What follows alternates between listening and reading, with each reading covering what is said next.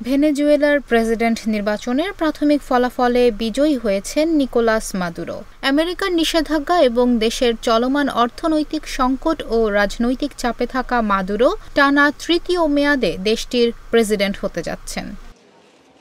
British সংবাদ মাধ্যম BBC জানায়, এরই মধ্যে ৮০% ভোট গণনা করা হয়েছে। প্রাথমিক ফলাফলে ৫১.২% ভোট পেয়েছেন মাদুরো, আর তার প্রতিদ্বন্দ্বী এডমান্ডো গঞ্জালেজ পেয়েছেন ৪৪.২%।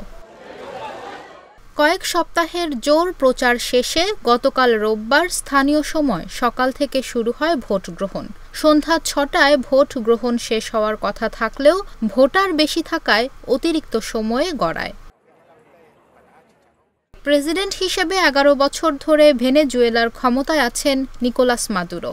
এই নির্বাচনকে মাদুরোর রাজনৈতিক জীবনের সবচেয়ে বড় পরীক্ষা হিসেবে বিবেচনা করা হয়, কারণ দেশটিতে বিদ্যমান অর্থনৈতিক সংকট ও মাদুরো সরকারের রাজনৈতিক দমন পীড়নে ক্ষুব্ধ জনগণ। এর পাশাপাশি আমেরিকান চাপ তো রয়েছেই। তবে মাদুরো তার সমর্থকদের আত্মবিশ্বাসের সঙ্গে বলেছিলেন, যেভাবেই হোক নির্বাচনে জিতবেন তিনি। এতে ফলাফল কারচুপির বিষয়ে শঙ্কা দেখা দেয়।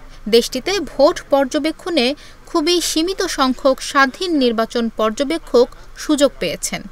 জাতিসংঘের ৪ জন এবং একটি টেকনিক্যাল টিম পর্যবেক্ষণে ছিল। ইউরোপীয় ইউনিয়নের পর্যবেক্ষকদের উপস্থিত থাকতে আমন্ত্রণ জানানো হলেও তা প্রত্যাখ্যান করেন নির্বাচনী কর্তৃপক্ষের প্রধান।